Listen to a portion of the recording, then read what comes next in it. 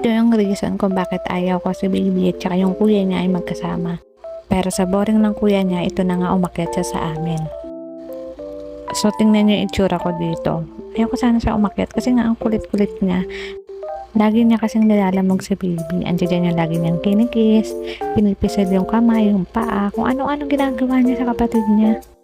Ngayon kung mapapansin niya yung kanang kamay ni baby, pinipisil-pisil niya yan. Siyempre sinita ko, ayan, ginawa naman niya yung kaliwang kamay naman ni baby, pipisil-pisilin niya dyan, tingnan niyo. Diba? Mabait yan.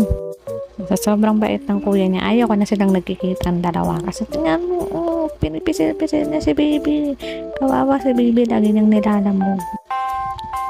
Ayan, bait-baitan muna din si Jeff Kyle. Kasi ang talagang pakay niya kung bakit siya umakyat dyan is yung cellphone niya. Pero syempre, isa din sa dahilan niya yung kapatid niya. O, diba? Bait-bait talaga. Ayun, sure lang.